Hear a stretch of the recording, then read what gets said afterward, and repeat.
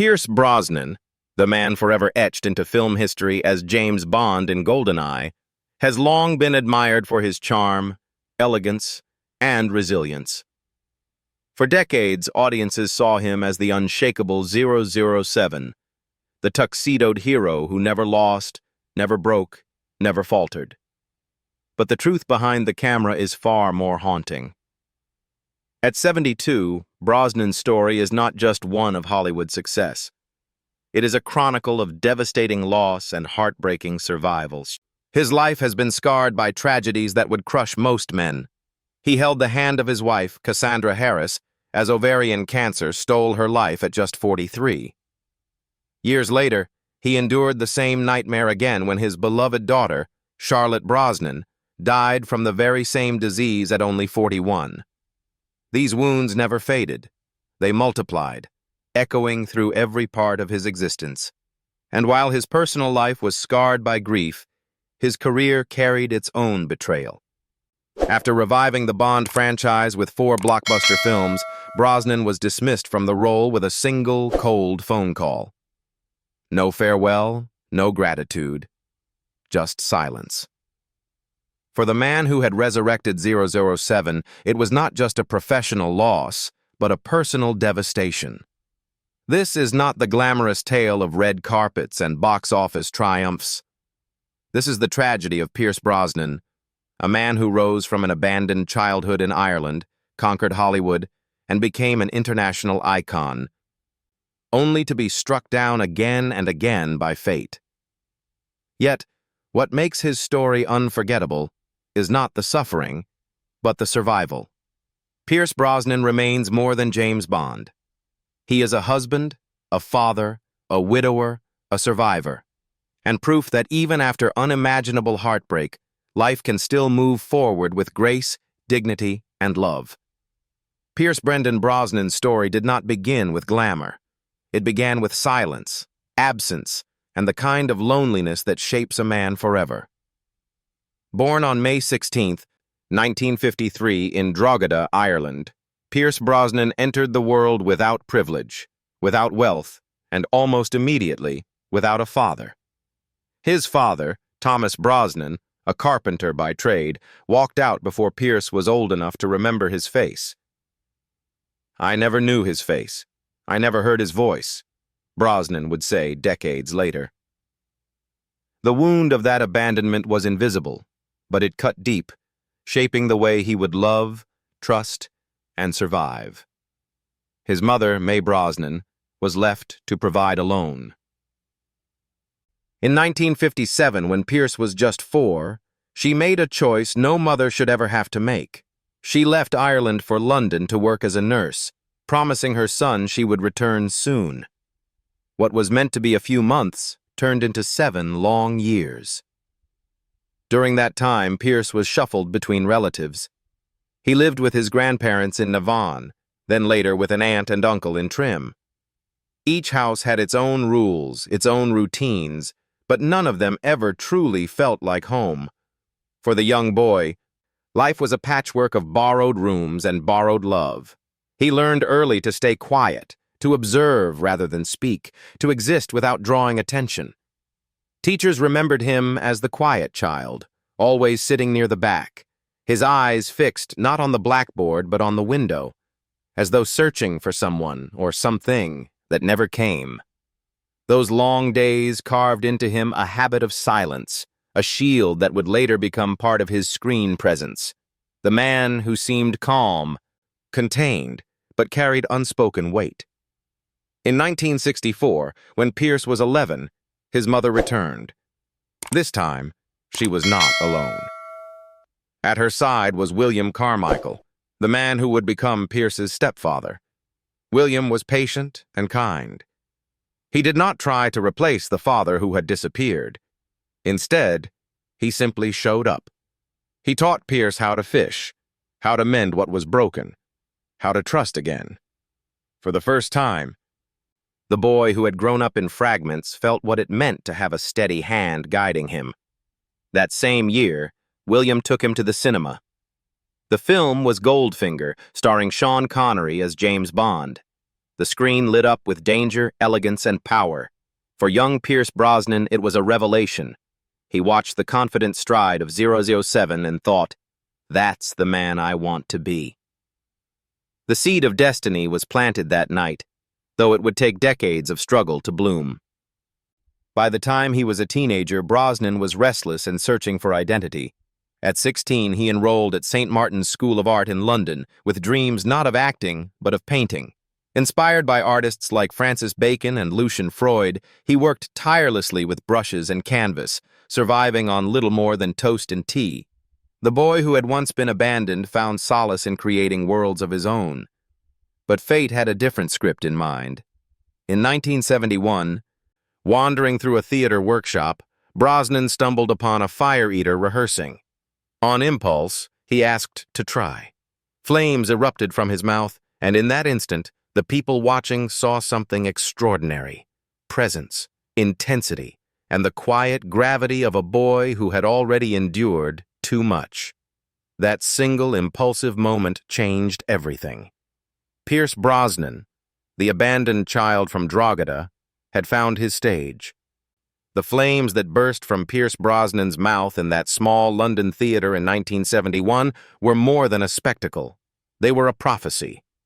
The quiet Irish boy who had spent his childhood in borrowed homes and classrooms suddenly discovered something that belonged entirely to him: performance. Soon after, he was accepted into the Drama Centre London, one of the toughest acting programs in the country.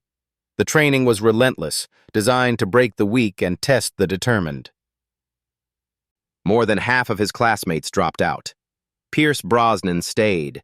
He worked odd jobs to survive: cleaning, carrying, laboring, while immersing himself in Shakespeare, mime, and even circus arts. What he lacked in privilege, he made up for in hunger. It was the hunger of a boy who had begun with nothing and had sworn never to end there. By the mid-1970s, he was beginning to earn recognition on stage. His first professional role came in Wait Until Dark, 1976, a tense thriller where he embodied menace with unnerving precision. A year later, he starred in Tennessee Williams's The Red Devil Battery Sign. The play had failed in America, but found a second life in London, carried in part by Brosnan's magnetic presence. Film followed. In 1980, he appeared on screen for less than 30 seconds alongside Elizabeth Taylor in The Mirror Cracked. The paycheck was just £50, but the camera loved him. That same year, he appeared in The Long Good Friday, a gritty gangster film with Helen Mirren and Bob Hoskins. His role was minor, but his face, his presence, lingered. Casting directors began to notice. Then came 1982. Brosnan auditioned for a small role in NBC's detective series Remington Steele. Instead, the producers saw something else: charm, wit, a spark that lit up the screen. They didn't just cast him. They rewrote the role for him. At 29, virtually unknown in America, Brosnan became the suave con man turned accidental detective at the heart of the series. Remington Steele was a sensation, drawing 15.6 million weekly viewers and airing in more than 80 countries. Almost overnight, Pierce Brosnan became a global television star. Audiences loved his elegance.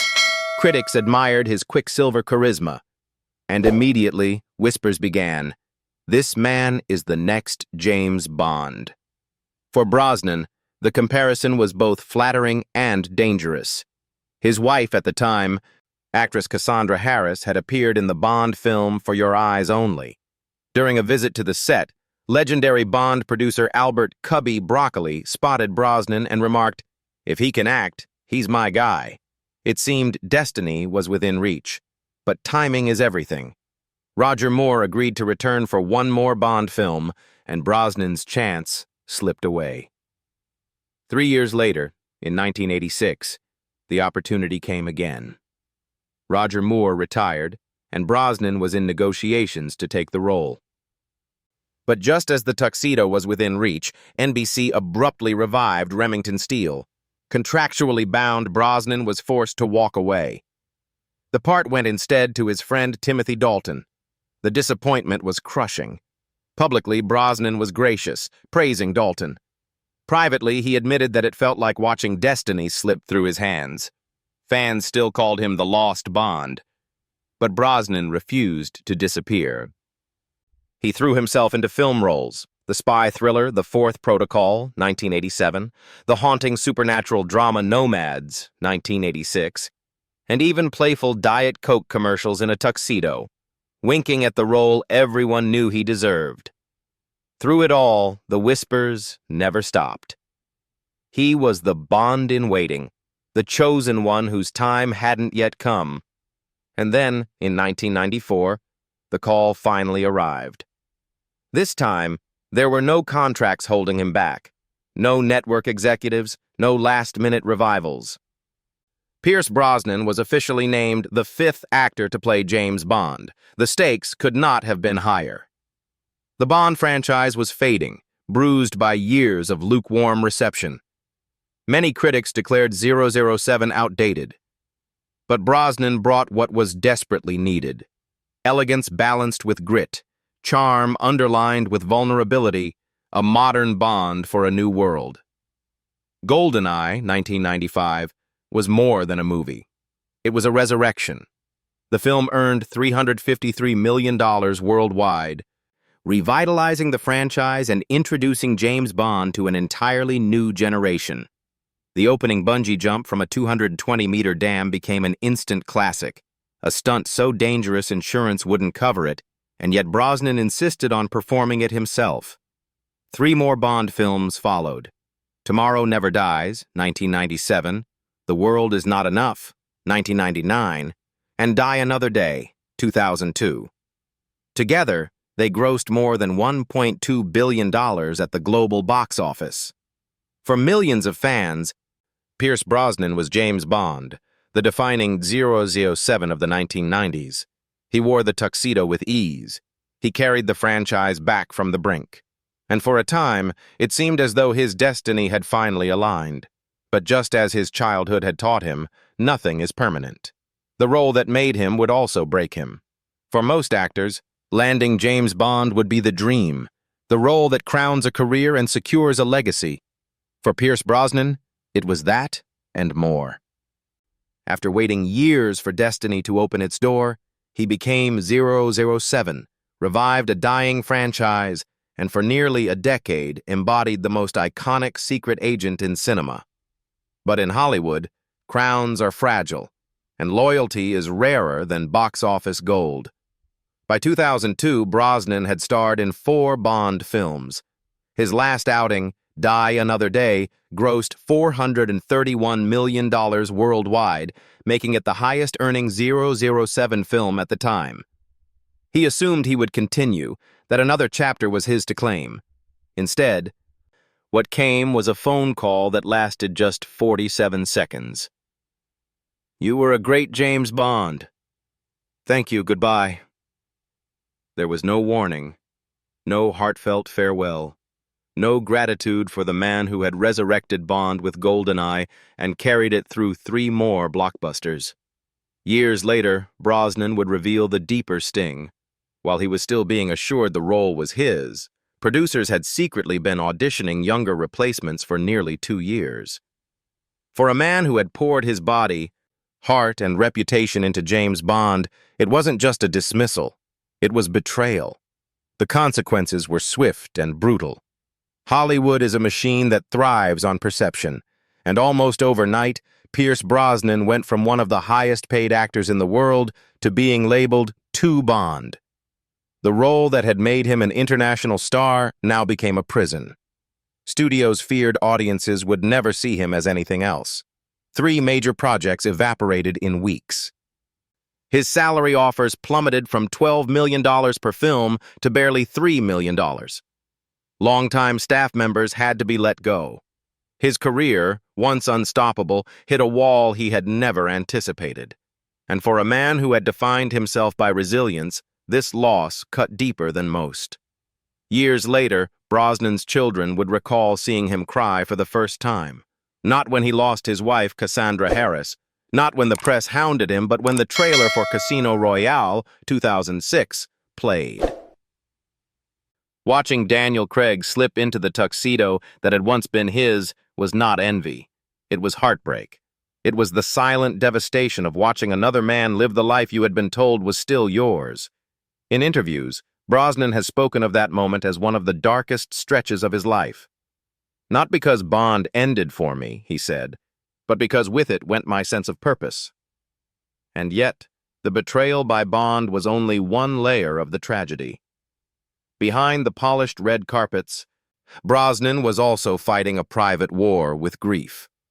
In 1991, he had lost his beloved wife Cassandra Harris to ovarian cancer, becoming a widower and a single father to their 3 children. The loss marked him forever, but at least he believed he had endured the deepest cut life could offer. He was wrong. In 2013, history repeated itself with surgical cruelty. His daughter, Charlotte Brosnan, was diagnosed with the same merciless disease that had claimed her mother. She was only 40 when the first symptoms appeared: fatigue, small aches, nothing alarming at first. But Pierce recognized the rhythm. He had seen this before. He knew the silent dread of test results, the cold corridors of hospitals, the metallic smell of chemotherapy wards. Charlotte fought with dignity and courage, determined to leave her children, Isabella and Lucas, with memories of love, not just of illness. In June 2013, she married her longtime partner, Alex, standing tall in a white dress despite her body's frailty. 2 weeks later, she was gone. She was just 41. The symmetry was unbearable. Cassandra had died at 43, leaving behind an 8-year-old son. Charlotte died at 41, leaving behind her own 8-year-old boy. The cycle of loss repeated with chilling precision, as though grief itself had written the script. For Pierce Brosnan, burying his daughter was a wound beyond words. At a Stand Up to Cancer fundraiser the following year, his voice cracked as he told the audience, "I held the strong, beautiful hand of my first wife, Cassie, as ovarian cancer took her life much too soon. And just last year I held the hand of my funny, wonderful daughter, Charlotte, before she too died from this wretched, inherited disease." The room went still. For a moment, Pierce Brosnan was not James Bond, not the movie star, not the Hollywood legend. He was a widower. He was a father who had buried his daughter.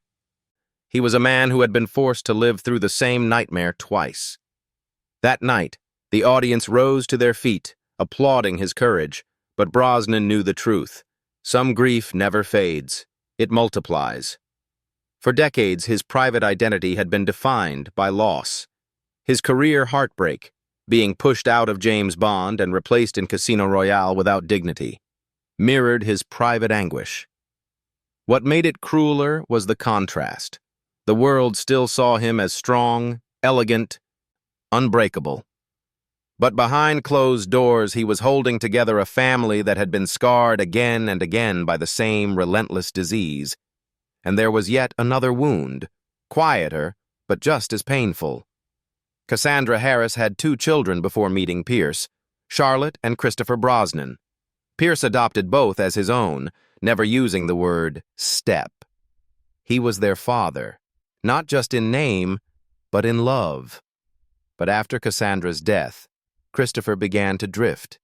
He carried his grief inward, numbing it with addiction. At first, Pierce tried everything: rehab, second chances, endless patience. But love alone could not rescue him. In a rare moment of candor, Pierce admitted, "Christopher is still very lost. I know where he is, but he's having a hard life. He knows how to get out. He doesn't want to." There was no anger in his voice, only sorrow. The sorrow of a father who had run out of ways to save a son who wasn't ready to be saved. To lose a wife and a daughter to cancer was an agony beyond measure. To lose a son to life while he still walked the earth was another kind of devastation. A funeral without a coffin, a goodbye without an ending. In interviews, Pierce Brosnan has reflected that grief is not something you conquer. It becomes part of your architecture. "Some people carry pain like a badge," he once said. "I carry it quietly because it's part of me now." It always will be. The tragedy of Pierce Brosnan's story is not just in what he lost, but in how much he still carried with grace. Even as Hollywood betrayed him, even as family tragedy struck again and again, he never collapsed entirely. Instead, he transformed grief into resilience, heartbreak into survival. He was no longer simply James Bond. He had become something far more human, a man defined not by victories on screen, but by the storms he had endured off it. For all the tuxedos, red carpets, and box office triumphs, Pierce Brosnan's greatest role was never on screen. It was at home, husband, father, protector. And tragically, it was in those roles that life tested him most cruelly. In the late 1970s, when Brosnan was still a rising actor, he met Cassandra Harris. She was elegant, witty, magnetic, and already an established actress. Unlike the fleeting romances of Hollywood, Cassandra brought steadiness. She also brought 2 children, Charlotte and Christopher, from a previous marriage. Most men might have hesitated. Pierce did not. He stepped into their lives without hesitation, not as a visitor, but as a father. They married in 1980, and 3 years later welcomed their son, Sean. In family photographs from that period, Brosnan's smile was not the polished charm of James Bond, but the deep contentment of a man who had finally found home. "I wasn't a father," he would say later. "I was just Pierce. And then I became daddy." But in 1987, shadows crept in. While working abroad, Cassandra began experiencing unexplained fatigue. Doctors dismissed it as exhaustion until tests revealed the devastating truth: ovarian cancer. Brosnan described the moment as though the ground had opened beneath my feet.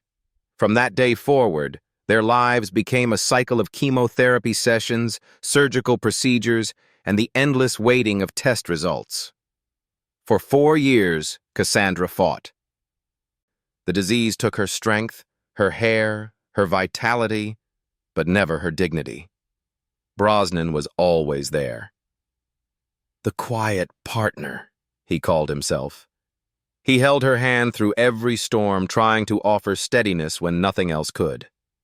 At home, their son Sean would sometimes appear in a toy doctor's coat, treating his mother with plastic stethoscopes. It was heartbreak in miniature. A child trying to cure what medicine could not. Near the end, Cassandra spoke softly to Brosnan. She didn't talk about death. She talked about love, about peace, about the life they had built together. Her final words to him were gentle. "Please, darling, don't worry. It's just a life coming to rest." On December 28, 1991, one day after their 11th wedding anniversary, Cassandra Harris died at 43. Brosnan was at her side. Sean was only 8. Christmas lights still glowed in the house, but the air was heavy with silence. In the nights that followed, Brosnan would walk down the hallway, pausing at each child's doorway, listening to their breathing. It was his way of reminding himself that something, at least, was still safe. He believed that was the deepest wound a soul could endure, that nothing could ever equal the cruelty of losing the woman he loved most. But fate returned, cold and deliberate. 2 decades later, the same disease that had claimed Cassandra returned like a haunting. This time, it came for Charlotte Brosnan, the little girl Pierce had raised as his own daughter. Charlotte was luminous, warm, resilient. She carried her mother's grace in her smile, her kindness in every gesture. She became a mother herself, raising 2 children, Isabella and Lucas. But in 2010, at just 40 years old, she began experiencing the same subtle symptoms: fatigue, pain, a feeling something wasn't right. Brosnan knew immediately. He had lived this rhythm before. Tests confirmed his worst fears: ovarian cancer. again. For 3 years, Charlotte fought with the same courage as Cassandra. Endless surgeries, rounds of chemotherapy, the exhausting purgatory of hospital corridors. Yet through it all, she remained focused on her children. What she wanted most was time. Time to show them love could outlast pain. Time to leave them with memories of joy, not just sickness. In June 2013, with her body failing, Charlotte did something extraordinary. She put on a white dress and married her longtime partner, Alex, standing tall despite the weakness that racked her. It was not just a wedding. It was a declaration that love would have the final word. 2 weeks later, she was gone. June 28, 2013. She was 41. The symmetry was devastating. Cassandra had died at 43, leaving behind an 8-year-old son. Charlotte died at 41, leaving behind an 8-year-old son, Lucas. Isabella, at 15, was the same age Charlotte had been when her mother's illness was first revealed. It was as if grief had a blueprint, repeating itself with merciless precision. For Brosnan, burying his daughter was a wound beyond words. He had stood at the graveside of the love of his life, but this was different. This was the death of a future, the collapse of a legacy. Some grief doesn't fade, he admitted. It multiplies. At a stand-up to cancer event in 2014, his voice shook as he addressed the audience. I held the strong, beautiful hand of my first wife, Cassie, as ovarian cancer took her life much too soon. And just last year, I held the hand of my funny, wonderful daughter, Charlotte, before she too died from this wretched disease. The room was silent. There was nothing to add. In that moment, Pierce Brosnan wasn't James Bond, wasn't the Hollywood star. He was simply a man who had buried the 2 women he loved most, both stolen by the same ruthless disease. The tragedy of Pierce Brosnan's family became a story the public couldn't ignore, not because of celebrity gossip, but because it revealed the raw humanity behind the screen icon. For decades, fans had admired him as 007, the hero who always won. But here, in front of cameras and strangers, he was exposing the one role he never wanted to play, survivor of repeated loss. Even years later, the echoes of Cassandra and Charlotte remained with him. Brosnan often spoke of Cassandra as the great love of his life, the woman who believed in him before he was famous, who helped steady his path when he was still a young actor in London. Losing her had been like having the ground ripped from under his feet. Losing Charlotte reopened that chasm with cruel symmetry. Charlotte's children, Isabella and Lucas, became a new part of his life's purpose. He stepped into the role of grandfather not just with love, but with the determination to be present for them in a way that fate had robbed from Cassandra and Charlotte. For them, he wanted to be the safe harbor, the kind of presence he himself had been denied as a child. In interviews, Brosnan has reflected that grief never truly goes away. You think you've cried all the tears you can cry, but there's always more, he admitted in one conversation. The deaths of Cassandra and Charlotte were not just losses in time. They were ongoing presences, absences that walked beside him every day. The story of Pierce Brosnan's wife and daughter became a cornerstone of his advocacy. He lent his voice and his fame to cancer awareness, becoming a strong supporter of Stand Up to Cancer campaigns and donating to research in the hopes that other families might be spared the same fate. His words carried the weight of lived truth, not statistics, not distant empathy, but scars carved into his own life. It would have been easy for Brosnan to retreat, to shut himself off from the world, to drown quietly in sorrow. Many men would have. But instead, he kept moving forward, carrying his grief not as a spectacle, but as part of himself. He returned to acting, to painting, to fatherhood, to love. The tragedies of Cassandra Harris and Charlotte Brosnan did not define Pierce Brosnan's career, but they defined his humanity.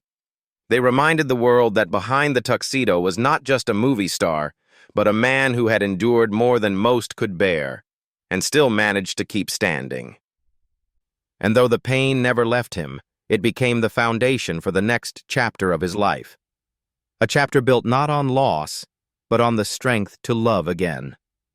After the death of Cassandra Harris, Pierce Brosnan believed the light in his world had gone out forever.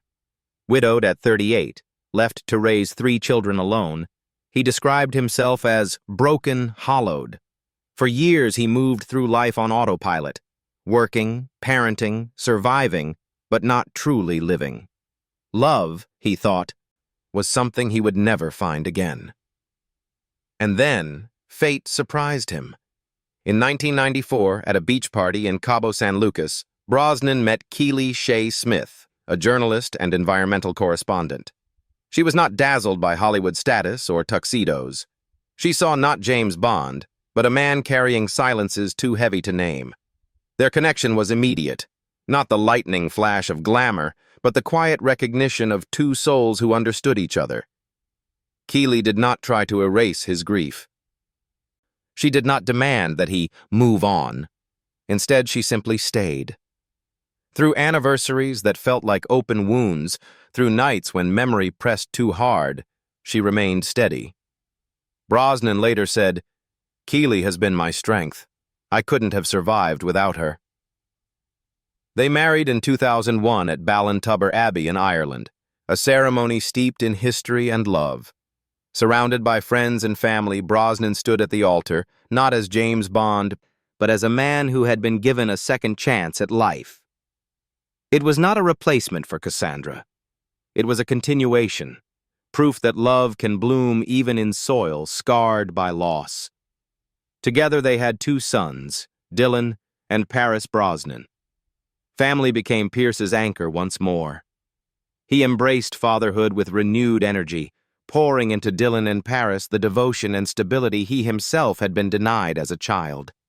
"My greatest role," he once said, "is being a father." But the outside world was not always kind. After the births of their children, Keely became the target of cruel tabloid commentary about her weight and appearance. The scrutiny was relentless, mocking her body, questioning why the world's most dashing James Bond would remain so devoted to her. Brosnan's response was fierce and unwavering. He defended his wife publicly, declaring, "I love every curve of her body. She is the most beautiful woman in my eyes." In a world obsessed with shallow beauty, Pierce Brosnan's loyalty became a powerful love story in itself. He showed the world that true love is not about perfection. It is about devotion. In 2024, Keely herself made headlines when she underwent a personal health transformation, losing over 100 pounds. But she made it clear, this was not about the criticism. "My body has survived love, children, and sorrow," she wrote. "Now I honor it by moving forward stronger." For Pierce, this was never a revelation. He had always known her strength. The world was simply catching up to what he had cherished all along. Their marriage has lasted more than 2 decades, a rarity in Hollywood, but a testament to their bond. In interviews, Brosnan often becomes visibly emotional when speaking of Keely. "She saved me," he says simply. "She gave me the will to keep going." Through her, he found the endurance to carry grief without being consumed by it. She became his shield during Charlotte's illness, his anchor when work disappeared, his partner in raising Dylan and Pierce into adulthood. Where Cassandra had given him his first family, Keely gave him the strength to carry on. Today, when fans search Pierce Brosnan wife Keely Shaye Smith, they don't just see tabloid pictures. They see a love story that has defied tragedy, gossip, and time. They see a man who never abandoned his wife in the face of cruel headlines, and a woman who helped a broken soul learn to smile again. For Pierce Brosnan, Keely Shaye Smith is not simply his second wife. She is the quiet miracle of his life, proof that love can return even after the deepest heartbreak. At 72, Pierce Brosnan today is no longer defined by James Bond alone. The tuxedo, the Walther PPK, the global premieres, they are part of his history, but not the whole of his identity. What remains after decades of unimaginable tragedy and survival is something deeper: resilience, creativity, and family. In 2020, Brosnan and his wife Keely Shaye Smith sold their Malibu estate, nicknamed Orchid House, for a reported $100 million, one of the highest real estate sales in California history. Now, he divides his time between a coastal home in Malibu and a retreat in Kauai, Hawaii. For him, the ocean is more than scenery. It is sanctuary. "The horizon gives me peace," he once explained. Here, his days are quieter. Mornings often begin with coffee on the terrace with Keely, followed by barefoot walks along the shore. He swims, practices yoga, paints in his studio, and tends to his gardens. These rhythms are not about wealth or luxury. They are about healing, about living fully in the present, even while carrying the ghosts of the past. Creativity has become his lifeline. While he still acts, choosing roles selectively in streaming hits, indie dramas, or the occasional action film, his greatest artistic outlet is painting. Pierce Brosnan paintings, rich in abstract color and texture, have been exhibited and auctioned for charitable causes. He began painting during Cassandra's illness as a way to process grief. Decades later, the canvas remains his therapy. He has also used his fame for advocacy. As a UNICEF Goodwill Ambassador, he has championed children's rights and disaster relief. Alongside Keely, he supports environmental causes like Greenpeace and the Natural Resources Defense Council. Most personal of all are his contributions to cancer awareness, in honor of Cassandra and Charlotte. When Pierce Brosnan speaks of ovarian cancer, his words carry not statistics but scars. Family remains at the center. Dylan and Paris are grown now, carving creative careers of their own. His grandchildren, Isabella and Lucas, the children of Charlotte Brosnan, are constant reminders of both what he lost and what endures. For them, Pierce is not James Bond. He is simply Grandpa, a role he treasures most. Time has left its marks, silver hair, a slower stride, but these are not signs of decline. They are proof of survival. After all, not every man who begins life abandoned in Ireland grows to become one of the most recognized faces in cinema, and fewer still survive the tragedies that Pierce Brosnan has endured. When asked about his legacy, Brosnan does not point to GoldenEye or the billion-dollar Bond films. He points to resilience, to the ability to rebuild after betrayal, to the courage of Cassandra, to the dignity of Charlotte, to the loyalty of Keely. "Life has to go on," he once said, "and if it does, you better find something worth living for." For Pierce Brosnan in 2025, that something is no longer box office numbers or international fame. It is art, family, advocacy, and love. It is proving that even after tragedy, life can still be lived with dignity, joy, and hope. And perhaps that is the true role he will be remembered for. Not James Bond, but the man who carried grief with grace and turned heartbreak into a legacy of love.